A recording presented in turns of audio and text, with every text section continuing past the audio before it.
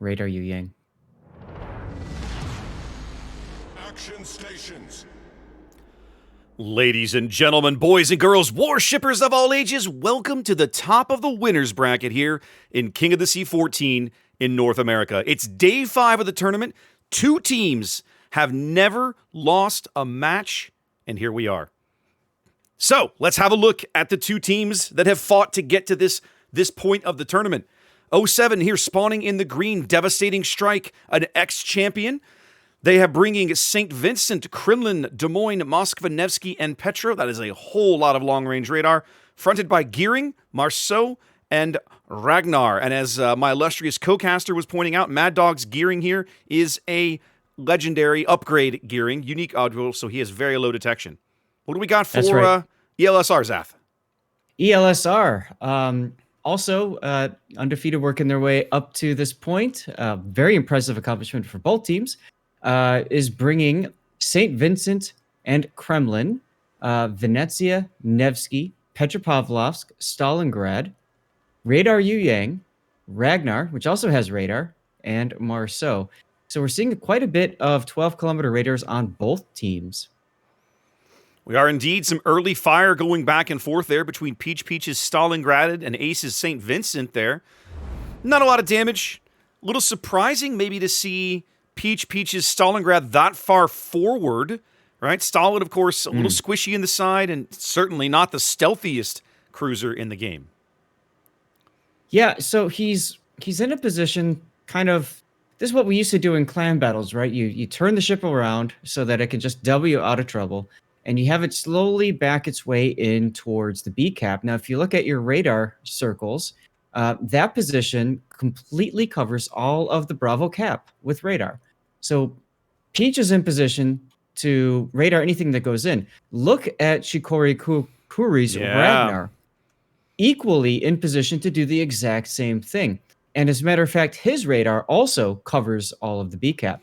So they're trying to trap whatever destroyer goes into B cap. But this is 07. They don't usually fall for traps like that. Both teams going for a double radar cover at B early as the first radar of the game being popped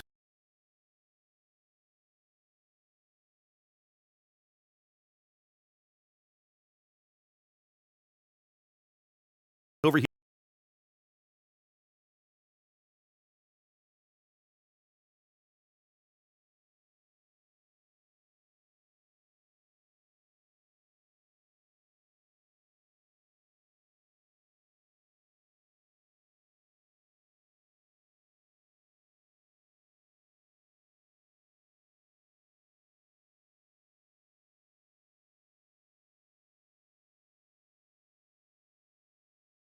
Make this style of push, and we haven't seen much of it in this event so far, but both teams opting for it here today in the winners bracket final. Right. Both Ragnars butt touched each other at Bravo, and so they both opened up, and Shikori Kukuri is definitely worse for wear in this because Peach's Stalingrad was turned around. Yep. Bad timing. Yep, Kukuri coming off worse for this exchange, down to about half health, burning a heal here. More St. Vincent shells falling in. Not catastrophic damage, but definitely not the sort of thing he's going to be excited about. We're not even 4 minutes into this game. Oh, absolutely, right. He's already burned one of his heals. So that's going to allow 07 to just kind of walk into B whenever they feel like it. Have a look at A. We're about to have another bit of a destroyer clash here between Tian and Mad Dog. Tian gets spotted. Radars. Now Mad Dog is lit. Tian's going to try and got to get out of the spotting range. There he goes. But Mad Dog is detected. Going to be in that radar for a bit. That's right. And of course, we got a Venezia. That's just, here comes the slap, perhaps. Here comes the Venezia shells. Nope. Not at that angle. Not with that dispersion. And so Mad Dog racing north. Tian reversing, trying to keep him in that radar as long as possible. No, really not much damage out of that radar there. No, Mad Dog with some really good handling of his destroyer. Now the question becomes if Tian's going to be able to pick up A before Mad Dog gets back in there. There comes a Nevsky radar. That's going to push Tian back off the cap, I suspect. And he's gonna get reset here, I think. He's definitely going to get reset, Yep. and he's going to have to bail out of there.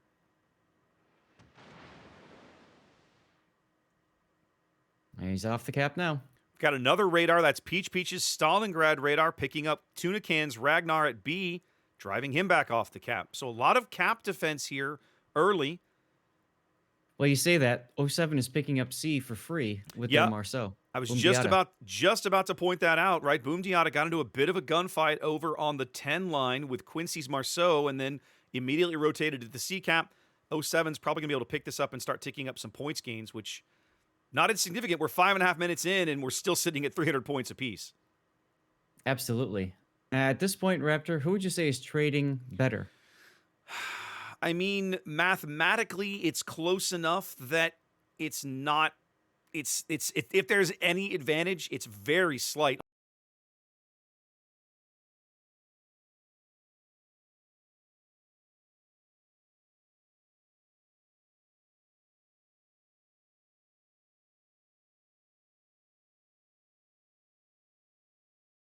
Way. Yeah. As Tian is, he tried to get back in the cap, wasn't able to do so. That unique upgrade gearing having that slight Yeah. spotting advantage. Yeah, about Coming in clutch. 200 or 300 meters here, and Mad Dog is playing that gap to perfection. As '07 does pick up A, they're well on their way to picking up C. They should be able to get it here. There we go. Mm-hmm. I think Tuna is in B. From a trading perspective, Zath, I really feel like '07 is doing a better job of managing the health pool on the critical ships they need to control caps right now. Well, yeah, absolutely. Now take a look at B. As you're saying that, as I Tuna say this, Can- I just looked over at Tuna Can, like, wait, what happened here? been a bit of a Ragnar and Ragnar Yeah. duel. Both these Ragnars beating the crap out of each other. Kukuri going down. There it is. First blood, '07. First blood going to '07. That's a big kill. That's basically going to leave them in full control of the B cap, although Tuna's burning. Tuna's burning. 10 seconds. He'll be fine. I think he's going to make it. He's going to be very, very low. Yeah, he's going to mash all the keys right now. Yep. There's the heal. He's fine. Whoa, he gets to the heal, then he gets to the repair. Goodness gracious. So the Ragnar duel at B goes to '07 as they go up a ship and up a cap here as the fight over A continues.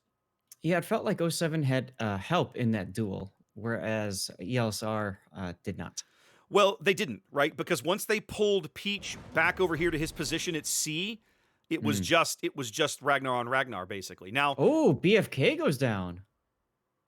where was he? Oh, From he was the Peaches. Petro. Right, Yeah, from Peaches right. Stalingrad. Look at that. Yeah. Caught him broadside almost. Well, Certainly caught enough enough to of an angle to get pins on him. So I'm guessing that's why they repositioned Peach over here. as now we see Quincy going into C cap, although he's detected, so I doubt he's going to be able to grab it.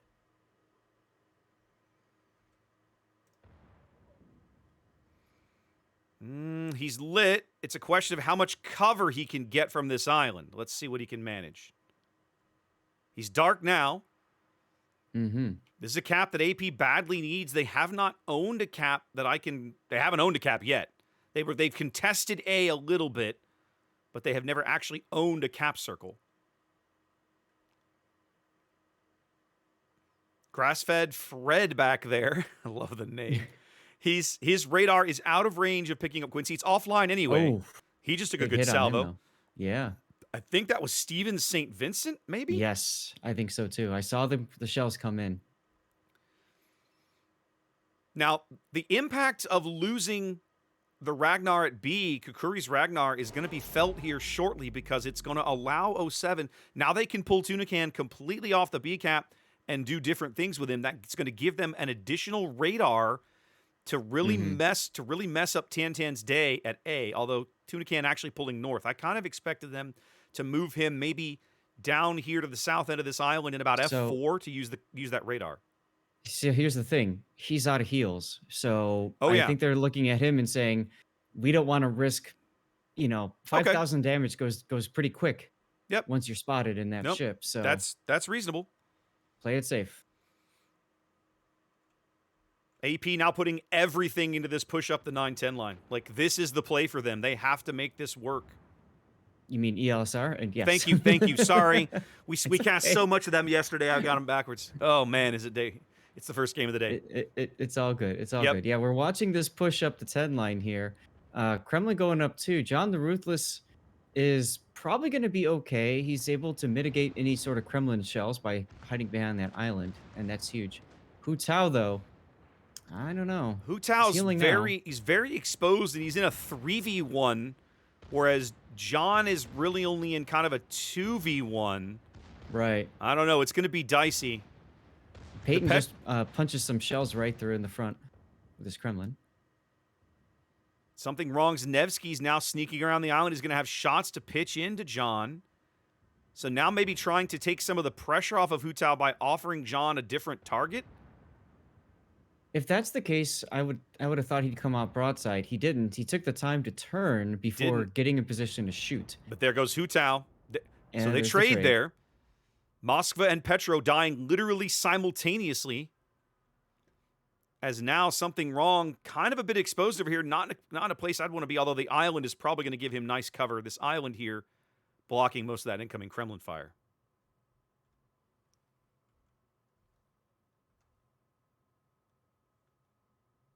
Hang on a minute. I'm checking on something. Nope, I know. I'm watching. I get it. So while you're doing that, I'll take over for now. But yeah, Peyton is. It's interesting. Peyton is kind of putting himself in a position to potentially W straight into the C cap. He probably realizes Oguri Cap's Kremlin is going to come around the corner, so he does not want to give him broadside, figuring he'd probably be better off just trying to punch Peach in the face a few times. Seems likely. We're over a 270-point lead now for 07. They had a ship lead for a while. Ships are even. They've been ticking up 2 caps for a while as Tiantan's Yang now coming under a tremendous amount of threat. I think they're going to lose this ship, Zaf. Yeah, he's not looking too good. Now, Oguri Cap's Kremlin is coming under withering fire as well from the Marceau and torpedoes. Some well-placed torpedo salvos here.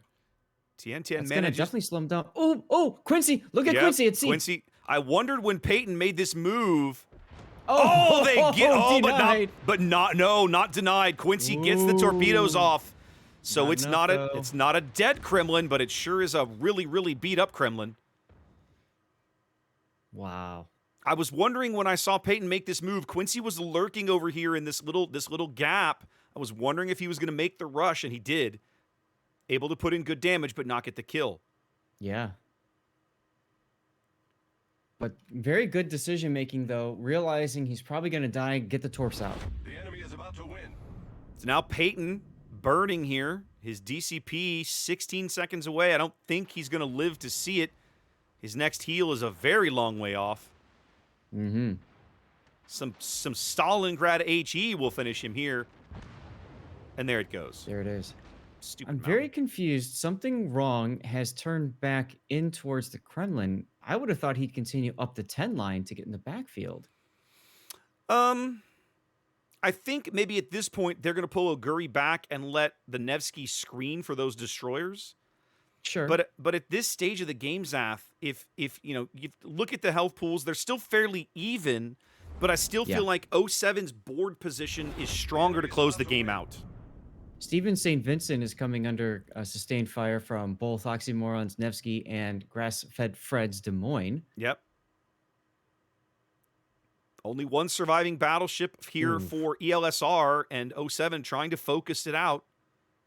No, the Kremlin's alive too. Oh, I'm sorry. It's 07 that's down a battleship. 07, that's right. I know, right? Yep, my bad. Yeah, no, it's all good. But, I mean, Steven's coming under... It's just constant withering fire here. Let's see the salvo. They're going to get him, Zaf. He's burning. It's too many fires, too many shells. Really nice job of focusing him out. Yep. Now they only have one battleship left. Yeah. You know what, though? He went out with no heals remaining, which means he used every last hit point at his disposal. He soaked up a ton of pain. Something to be said for that. 90 seconds on the game. 07, 90 seconds from an 07 win, I should say, as it looks as if Mhm. Peach is going to use this little channel here on the eastern edge of the B cap to try to break into the cap. Battle ends in 5 minutes. That's really the only way back in, as Professor Luger in the Venezia takes a torpedo. He's at 16 hit points south of A. 16 HP. 16 Holy cow. HP.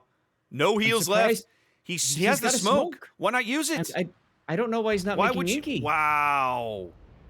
I'm not sure why you wouldn't use the smoke right there. I mean, the shells may have already been in the air, but at least make the attempt. They weren't. He took Yeah. that torpedo, popped the smoke, used your inky, and then maneuver Yeah. and try to run. I think he was too busy thinking, I'm about to die. Let me get my torps off and try to do something. Could be 10 seconds now from an 07 win here in game one. I think they've got this one in the bag, Zath. I think so too. There it is. There it is. 07, one win closer to their quest to reclaim the King of the Sea crown here on North America. That's right. That's right. Fantastic battle. Oh, I gotta yeah. say, the one thing that has my head scratching is that Nevsky. I felt like there were two cases where maybe ELSR was being a little bit too cautious with that ship, and as a result, they weren't able to, utilize essentially his hit points for tanking and rotating through the damage like we had talked about earlier in the match. You mean the one on the 10 line? Yes, sir. Yeah, yeah.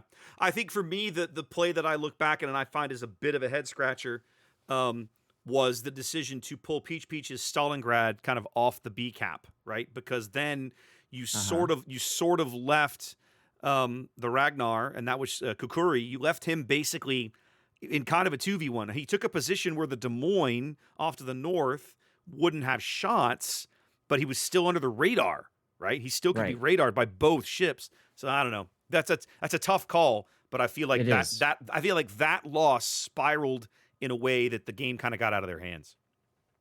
Fair enough. Well, let's hear what the guys back in the studio have to say about this battle.